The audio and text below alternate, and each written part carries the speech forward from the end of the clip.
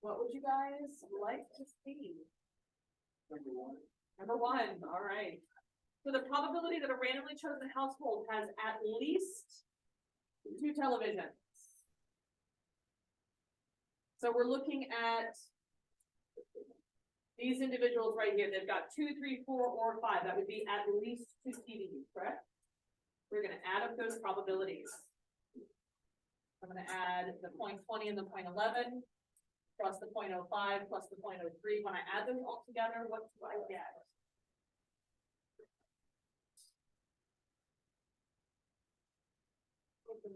0.39. Right.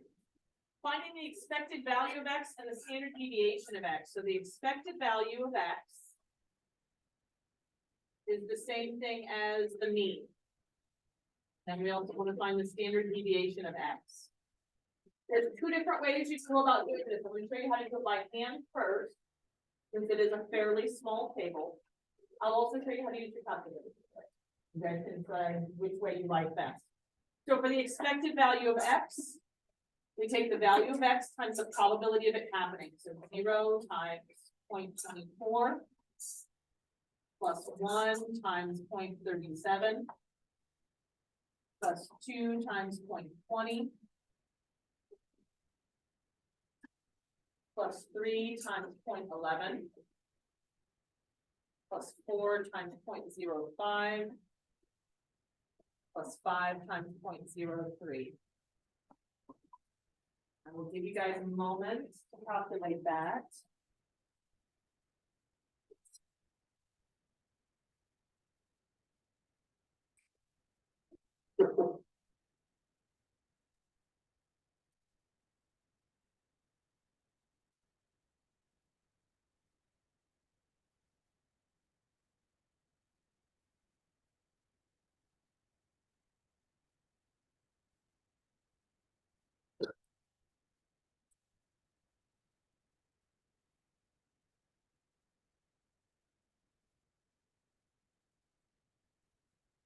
Does anybody have the expected value of X? 1.45. You have to have the expected value of X in order to find the standard deviation by hand. To find the standard deviation by hand,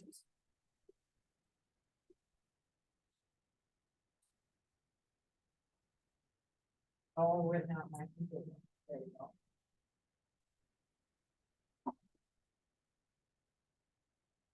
Big long square root here.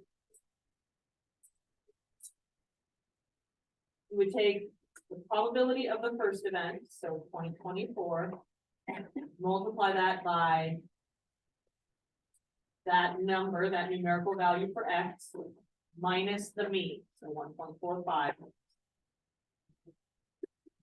squared. Plus, and then you do it for the next X value, probability, X minus the standard deviation squared, plus, do this for every single value of X.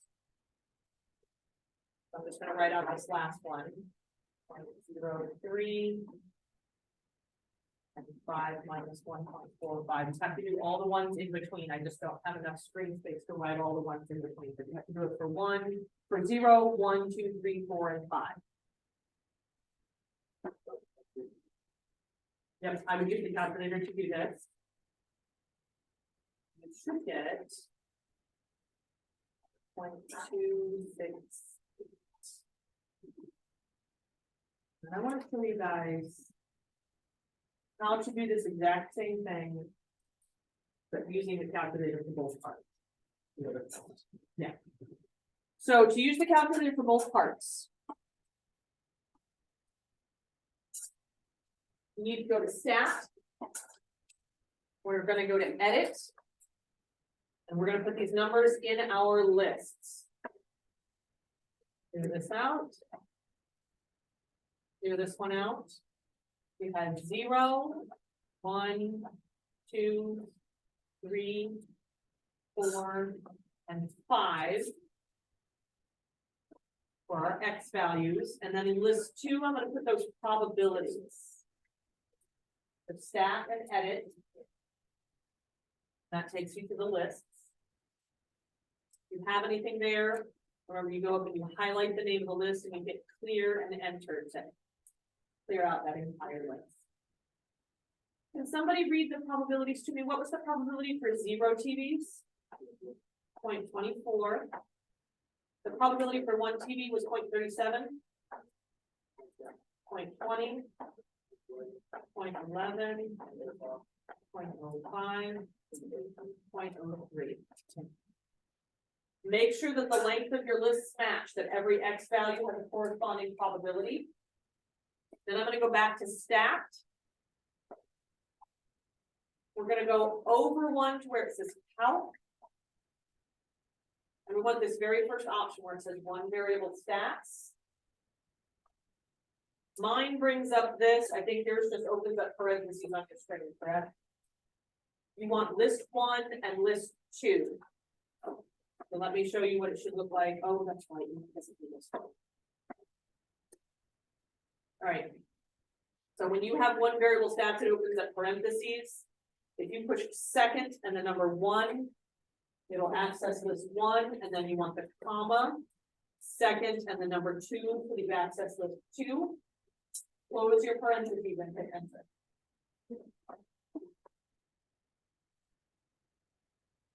This is what it should pop up on the screen for you.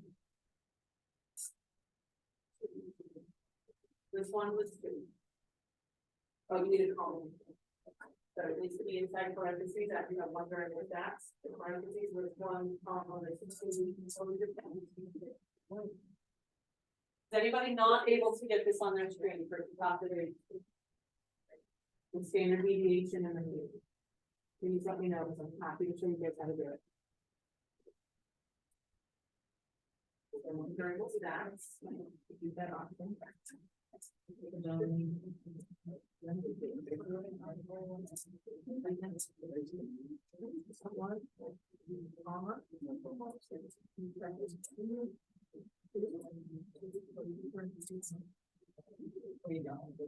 You're welcome. What did we say our standard or our mean was? Our expected value? 1.45 right there. X bar is your standard, your mean. I like to kind of do that up. And then our standard deviation right here, 1.2678, so 1.28, 268, sorry. Right here. So you can do it by hand, or you can use 1 variable stats in the table. If you use 1 variable stats, and it is a short answer question, multiple choice, just use 1 variable stats and circle your correct answer and move on. But if it's not a multiple choice question, if they're asking like, you know, please explain these things, then you would say like 1 variable stats, parentheses, list 1, and then these little arrows, that's what I use for my X's, comma. List 2 with a little arrow, this is what I use for P of X, close your parentheses. So that way, whoever is grading that test, when you guys go to take the AP exam, knows what you did with your calculator, and you didn't just make these numbers up. For my test, I still, like, again, on a short answer, I'm fine if you use your calculator and just show me what you're typing. And then that's what we find. Let's go back to the question then. Because then we still needed to interpret these. What does this 1.45 mean in this context?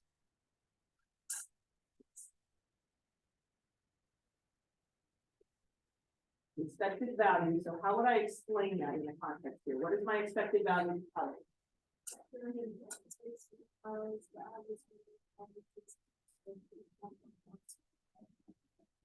Yes, so after many households are surveyed, the average number of TVs per household is 1.45. What about the standard deviation at 1.268?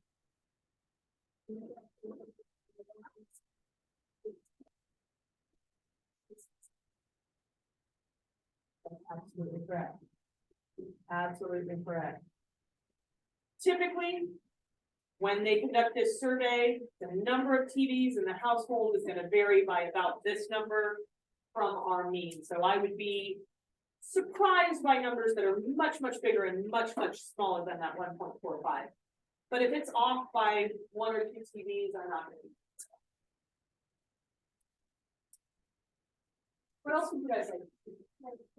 Number 12, absolutely. Just 1 or 2 thoughts. All right, so we're gonna answer the question up above first, and we're gonna answer 11 together so that we understand how to approach number 12.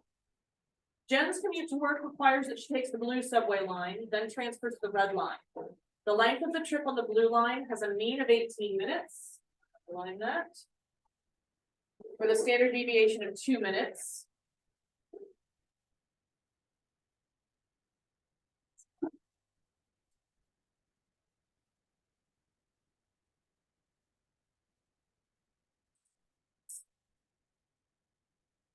Red line trip takes 12 minutes with a standard deviation of 1 minute.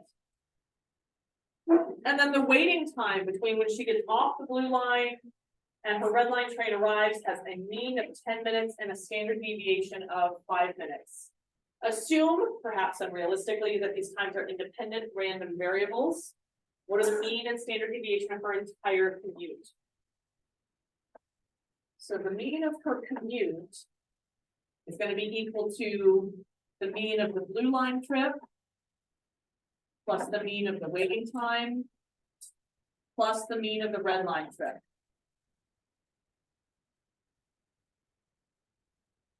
I'm going to take 18 plus 10 plus 12.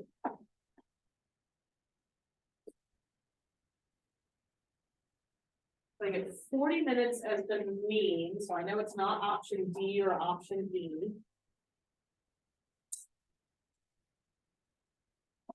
To find my standard deviation for the entire trip, for the standard deviation for the commute. Remember, I can't add the standard deviations together, but I want to add the variances together. How do you find the variance?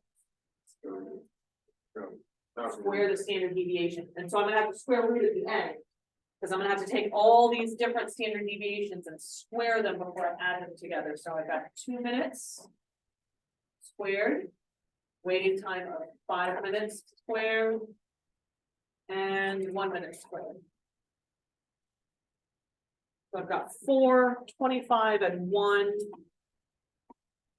So I've got the square root of 30. Square root of 30 is about how much? 5.48. This guy right here. All right, so same basic idea, same basic approach, except we're looking at 3 people who just take the red line. And assuming that they show up at the station, their wait times to wait for that train is, you know, they get there. We're going to assume that this is approximately normally distributed here. So instead of adding blue line plus wait time plus red line, I'm just going to add red line plus red line plus red line. I've got 3 people and I want to sum their times together. So the mean for 3 red lines is going to be the mean of the red line plus the mean of the red line plus the mean of the red line. So 12 plus 12 plus 12. I get 36 minutes for our mean. What about the standard deviation for 3 red?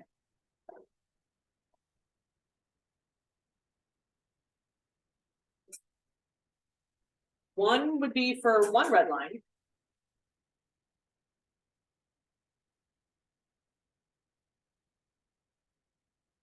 Just like up here, I can add their variances. I can't add the standard deviation, but I can add the variance for 1, variance for the second one, the variance for the third one. So what's the variance for 1 person taking the red line? Yep, 1 squared. For the next person taking the red line, it's also going to be 1 squared. And for the third person, it's 1 squared. So I end up with the square root of 3 She's about how big?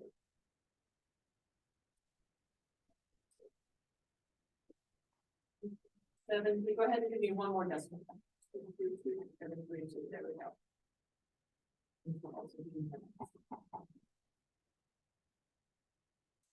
We want to determine the probability that the sum of the travel times of these three people is less than 40 minutes. And we made this assumption that it is approximately normal. I'll go ahead and draw my normal curve over here. What would go right in the middle? 36, that mean. And then this distance right here, 1.732, because that would be my standard deviation. And is not super precise. So I have normal, 36, 1.732. And we want the probability that it is what? Less than 40. 40 would be about where on here? On the right side. So somewhere over here. And all of this space. So just looking at that, if you were to ballpark it, if I asked you, you think it's more or less than 50%? More or less than 75%? Probably more. I'm just trying to get a feeling before I pop this in my calculator, like, what do I think might be reasonable? If I come up with something less than 50%, pretty sure that I typed that into the calculator correctly. Since we said it's approximately normally distributed, what would I type into my calculator? Yes, we want normal CDF.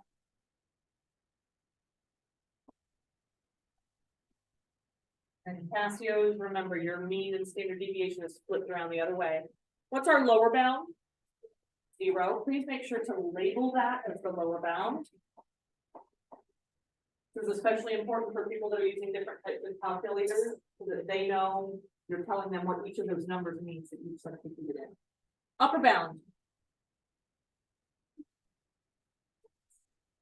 So technically 40, and the reason for that, I hear what you're saying, but wait times are a continuous random variable, which means I might wait 39.999999999 minutes. So for continuous random variables, we don't get picky about that greater than and less than or equal to. Long story short is calculus, because calculus. Right, so 40 is my upper bound.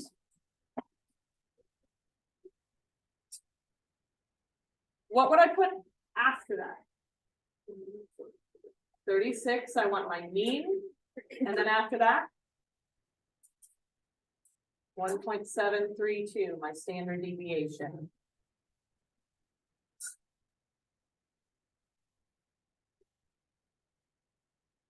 When you pop all that in the calculator, comes back to what? 0.9895.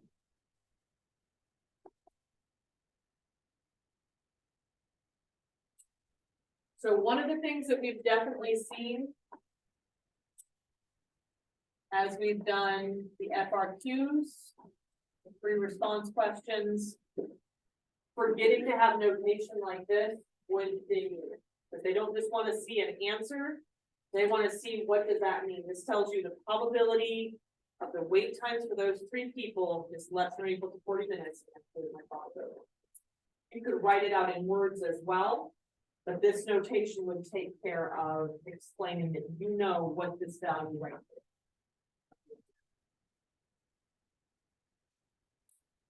So the probability that the sum of those three wait times is less than or equal to 40 minutes, more than 98%, pushing 99%. Those three people all together are not going to have to travel for more than 40 minutes.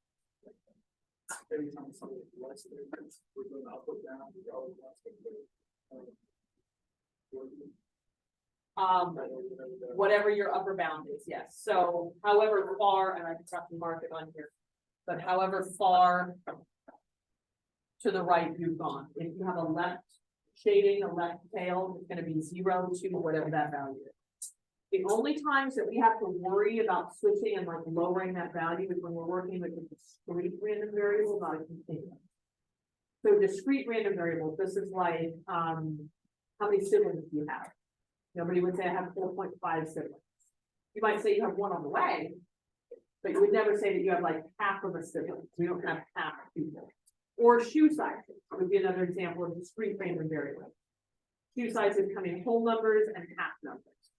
You can't get a size 7 3/4 here. So on things like, which is unfortunate. So when we're working with discrete random variables, if it says I want less than, we have to knock it down to less than that. But with continuous random variables, less than that might be 39.99999,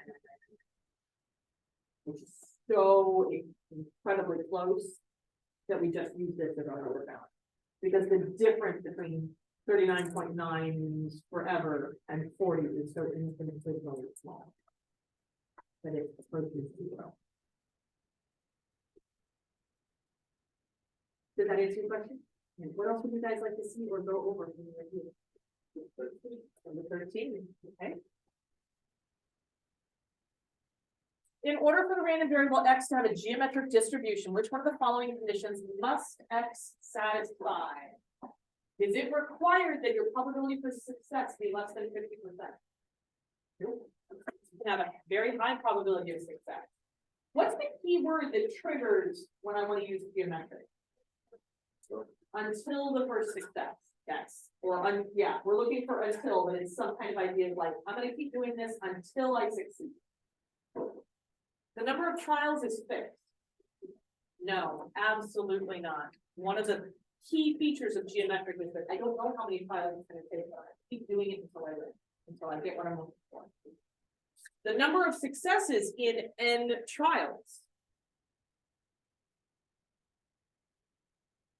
What does that actually say?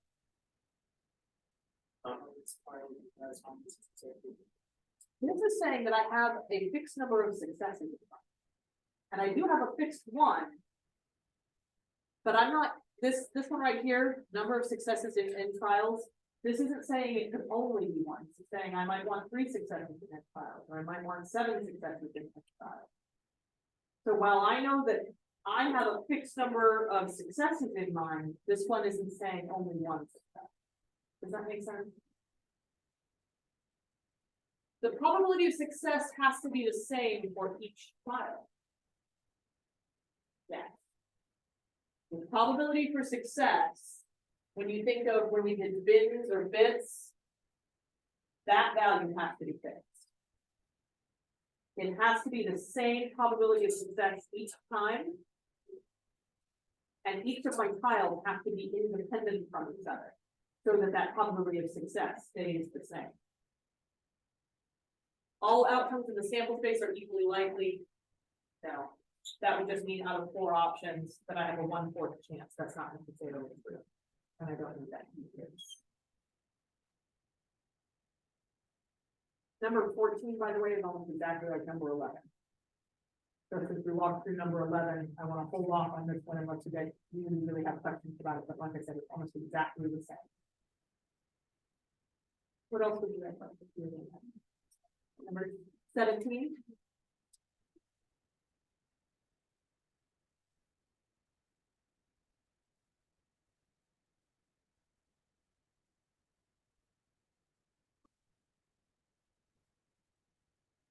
The length of human pregnancies from conception to birth varies according to a distribution that is approximately normal, with a mean of 266 days and a standard deviation of 16 days.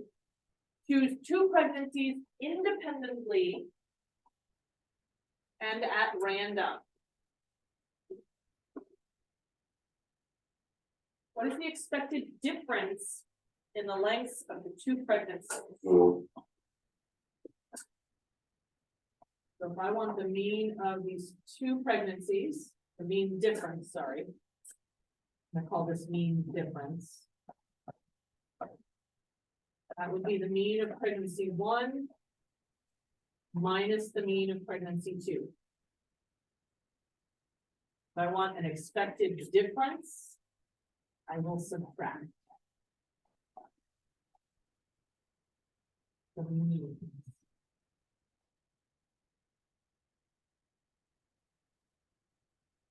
How long do we expect the first pregnancy to take? 266 days. Minus, how long do we expect the second pregnancy to take? 266 days. So what do we expect the difference in the length of these two pregnancies to be? 0.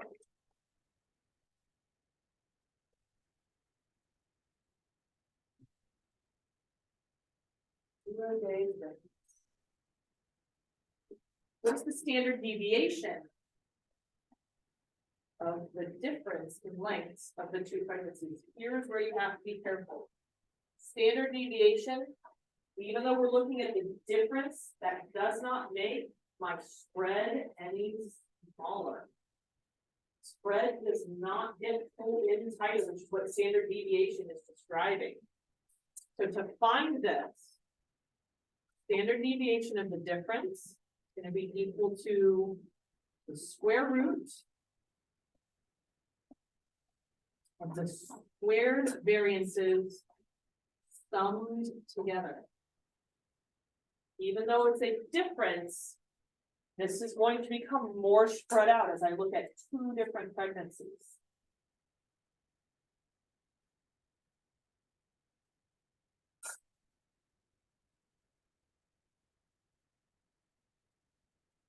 What's the standard deviation for the first pregnancy? 16. So the variance would be 16 squared. Plus, what's the standard deviation for the second pregnancy? 16, so what's its variance? 16 squared.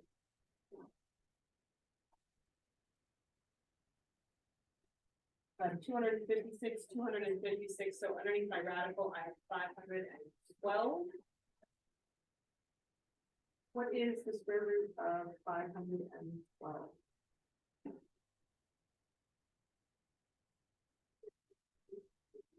22.627.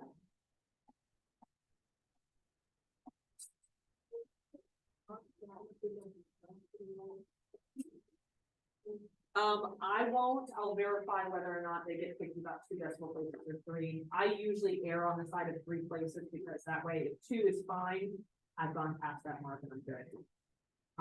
And yesterday I remember when we were looking at the student work samples, there was the one student who like wrote out every single digit on their calculator. You do not need to go that far. I do know that when you write out all the digits on the calculator, if they're not necessary, that kind of makes a reader scratch their head and say, do you know what you actually found? Do you understand where like an important rounding point would be? Like 2, 3, maybe 4 decimals if we're talking about probabilities. Because that way, if I take it into percent form, I have the whole number part of the percent and then still 2 decimals. So I personally would never, ever, ever write down more than 4 values unless it has a lot of leading zeros. Good question. Good question. Find the probability that the difference in the lengths of the 2 pregnancies is greater than 25 days. What did we say we know about these pregnancies? I circled it up there in red. They are approximately normal. What did we just find for these 2 pregnancies? The mean and the standard deviation. So we expect the mean to be 0. 22.627 is our standard deviation. And right here I have 0.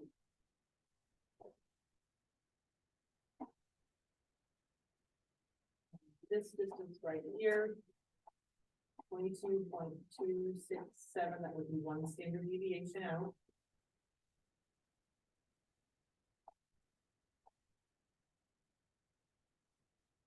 ballpark on here where 25 would be. Yeah, shortly after that first standard deviation mark there. So we're looking for this area. Does anybody remember if I go one standard deviation on either side, how much that grabs? 68%. So one standard deviation out is 68%. That would be going from just here to just here. So I know I'm looking at something that's probably closer to 70, 80, 90%, somewhere in there. Because it has 50% plus more than 34 over here, or more than one standard deviation. Again, I'm gonna pop this in my calculator, but I like to kind of try to think about it with the empirical rule. It helps solidify that in my mind, and it also helps me see whether or not this is reasonable. Yes, thank you. Greater than. This way, thank you. Got ahead of myself. I wanted to talk about the empirical rule. Is that your same point? Thank you. So that being said, we would expect this number to be pretty big or small, or less, right? So anything bigger than 20%, I'm definitely got radar that may get wrong. All right, so how am I going to type this into my calculator now? PDF.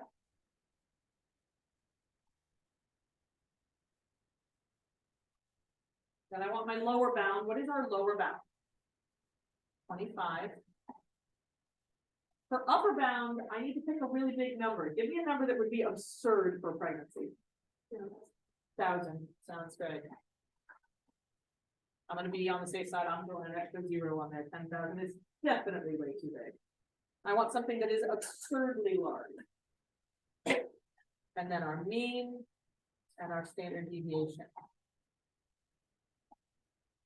Please make sure that you're taking the time to label what all of these things are. That you've got your lower bound labeled, your upper bound, the mean, and your standard deviation.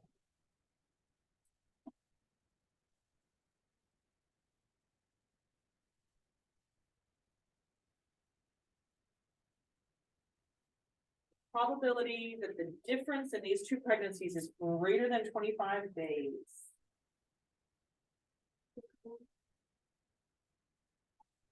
1, 3, 4, 6. So 13.46, 13.5% probability. Not super high, but if the difference in these pregnancies was more than 25 days, do you think that would mean something? Like, would that catch your attention? Does that meet that threshold? Where's our threshold at?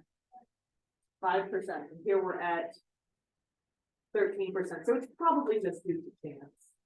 We're probably not looking at necessarily a premature or a post-mature situation. If it was quite a bit more than 25 days, like once I pass that 5% threshold, then we're looking at like special situations, probably premature. What else would you guys like to see? So much 10 minutes.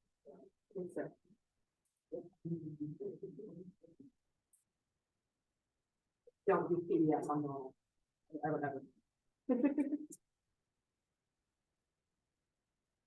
Yes, ma'am. 15 and then is it 4. Number 4. Yep, 15 and then 4.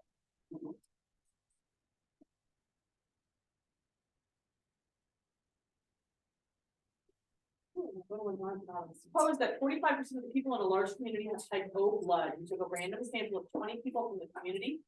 Let X be the number of people in the sample with type O blood.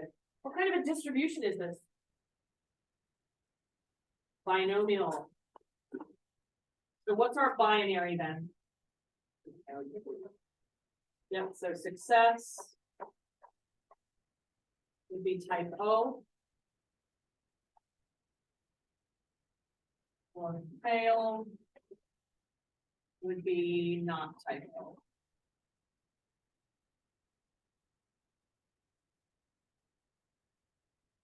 Is independence satisfied? Why?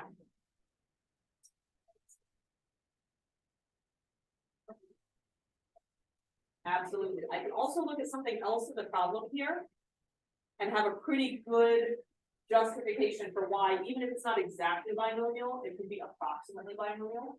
What kind of community are we working with? Large community. How many people are we working with? Just 20.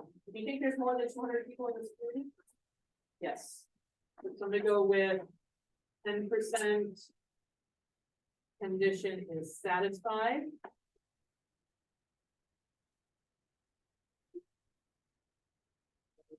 $20 is less than or equal to 0.1 n, where n is my population. Number of trials, what is that? 20, because we're going to talk to 20 people. And probability of success, 0.45. So this is binomial.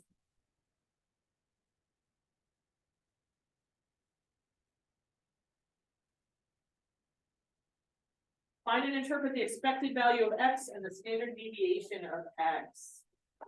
So the expected value of x is the same thing as what? As the mean. How do I find the mean for binomial? This is one of the ones that's on that reference sheet that you're allowed to use. N times p. 20 times 0.45. How many people in this 20-person sample do we expect to have type O blood? 9. Now, how would I interpret that in context then?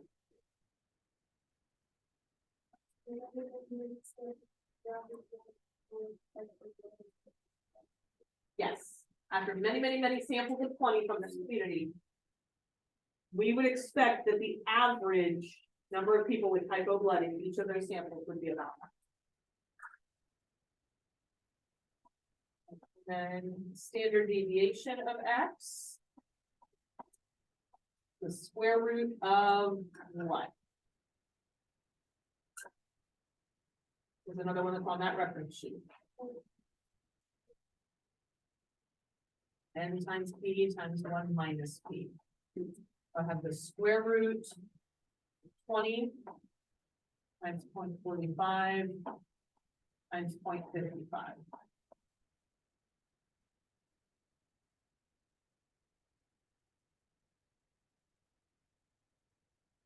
What do we get for our standard deviation?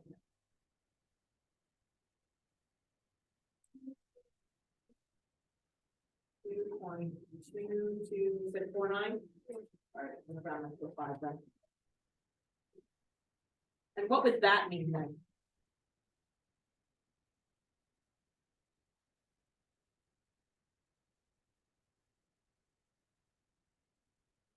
What would that be telling me?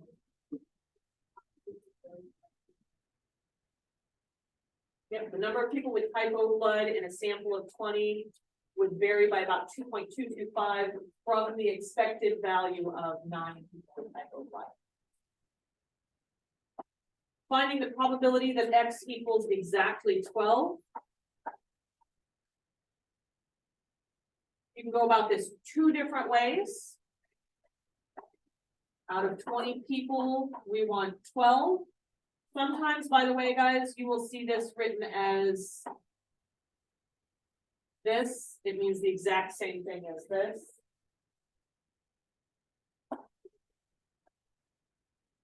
Times 0.45. How many people did we want with type O blood? 12, so to the 12th power. Times 0.55, that's the probability that they don't have type O blood. How many people would we have that would not have type O blood? 8. Or, since we want to know exactly 12, this is where we can use binomial CDF.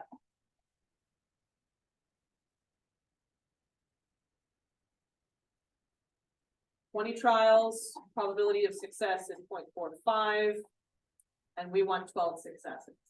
So N, P, and X.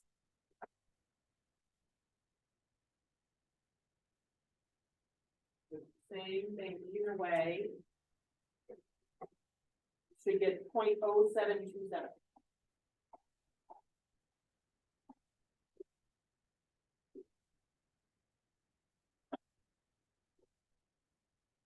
the probability that X is greater than 12.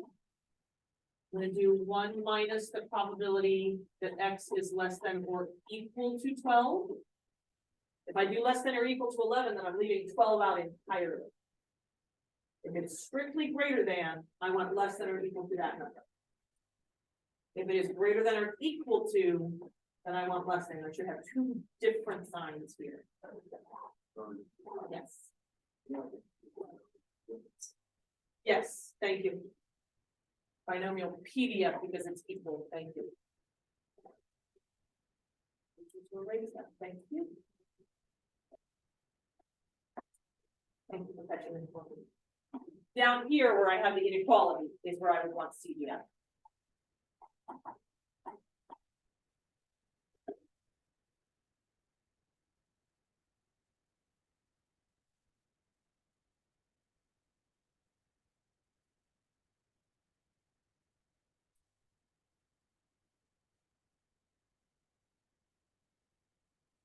I believe on this one, yeah, 94197.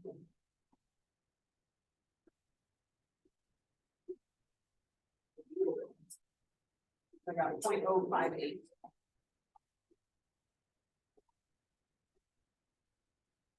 All right.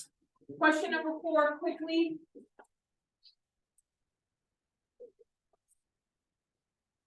A rock concert producer has scheduled an outdoor concert. If it's warm that day, she expects to make $20,000 profit. If it's cool that day, she expects to make a $5,000 profit. And if it's very cold, she expects a $12,000 loss. We want the expected profit. So 60% goes with the profit of 20,000. So I would do 20,000 times 0.6 plus the probability of 25% times 5,000 if it's cool. Plus the probability, now she's going to be expecting a loss.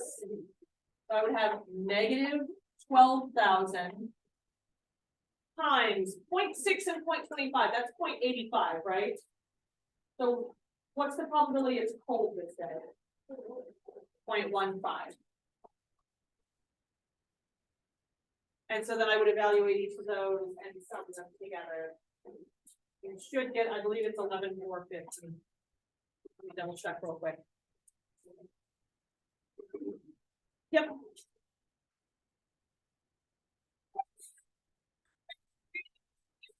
The day today. Yes, sir.